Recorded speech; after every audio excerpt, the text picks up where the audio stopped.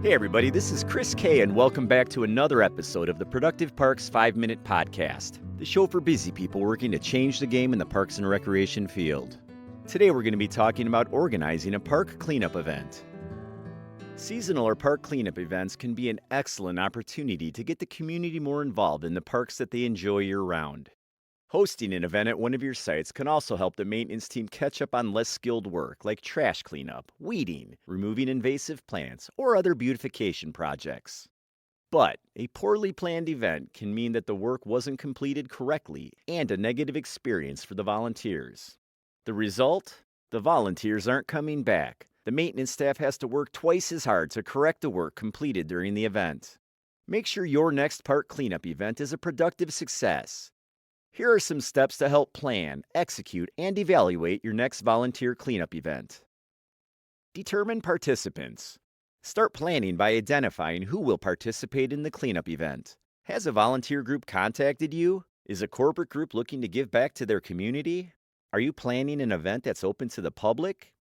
The group that's attending often impacts the work plan.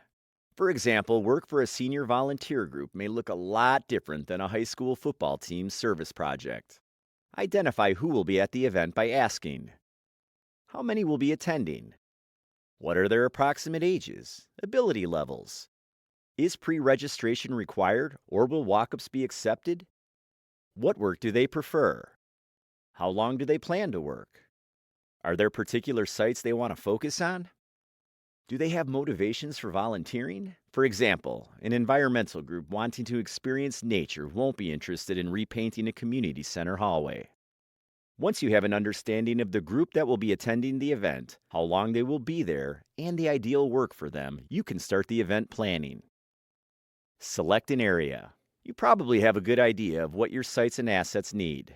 You can also review records of park inspections to determine appropriate areas for a volunteer group to help. What to consider when choosing an area. Size of the area. Needs of the area.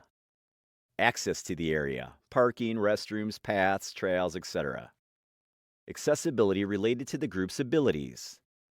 Area's resilience to a group event. No rare native plants, erosion issues, etc. For larger groups, divide the area into sections. This way, your team can break up a large group into more manageable teams where someone from your agency can guide and direct them. Plan a date and a rain date. Your group may have a specific date they want to work. Once you have found a suitable site, make sure that the date is open.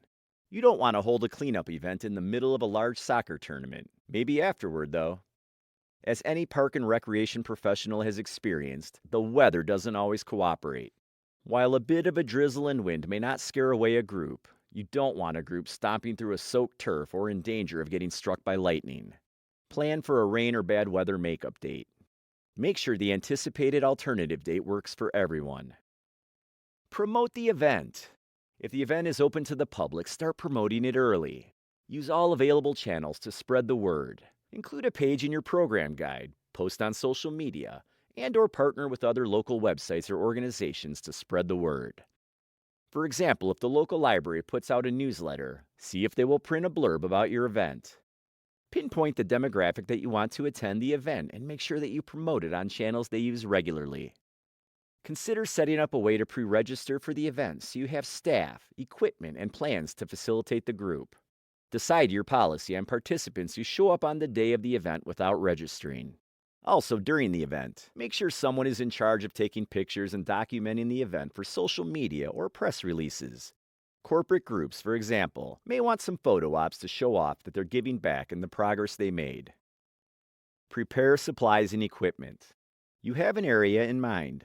You know who will be attending the event. Now you have to make sure you have everything available to make it a success. The supplies and the equipment will depend on the type of work the group will perform. Supplies and equipment for a cleanup event can include heavy-duty gloves, trash bags, recycling bags, trash grabbers, wheelbarrows, safety vests, especially if near roads or trails, snacks and water, loppers, garden equipment, landscaping materials, cleaning products, first aid kits, Hand sanitizer. You also want to make sure there is access to restrooms and other amenities to keep the group comfortable, depending on the weather conditions. For example, setting up some tents or temporary shade structures can help provide relief on a hot, sunny day. Partnering with local vendors or even asking a group to bring some supplies can help offset the costs of holding the event. Organize tasks for the event. Handing each volunteer a garbage bag and a pair of gloves and sending them on their way may seem like an easy way to run an event. It's also an easy way to ruin an event. While picking up trash isn't exactly rocket science, volunteers often need guidance. Giving groups designated areas or specific tasks will bring more focus to the event. Also, make sure that the volunteers know about potential dangers, like poison ivy or delicate native plants that should be avoided. Consider having different types of tasks available. Not every volunteer is the same. Give opportunities for volunteers to help with other aspects of the park cleanup, like sign-in tables, handing out refreshments, or collecting trash bags once they're full. Volunteers who do tasks that feel they are more impactful and enjoyable will have a more positive experience. Get feedback. Don't miss the opportunity to get feedback for your event. Get opinions about what worked. Find out what was challenging about the event. Designate a staff to check in with the volunteers and listen to what they have to say at the event. Different perspectives can help make planning future events more worthwhile for groups. You may also want to have volunteers complete a follow-up survey a day or two after the event. Some staff are more willing to write or type their responses than being interviewed by a representative of your organization. Document for future planning. After the park cleanup event, especially a successful one, you have the framework for future events. A little time reflecting and reviewing volunteer feedback helps improve the framework and make it a more valuable experience for volunteers and your staff. Document your plans, decisions, and outcomes for future reference. Also, list the challenges you faced, how you handled them, and better ways to do things in the future. Make sure staff have easy access to your documentation. Your future team will thank you. The takeaway. A park cleanup event can be an excellent opportunity to involve your community in necessary park maintenance. Careful planning, execution, and documentation help make the event more impactful for your agency and the volunteers participating. The extra time spent planning and reviewing helps guarantee the success of your cleanup event. And that's it for this episode. Thanks again for listening in to the Productive Parks podcast.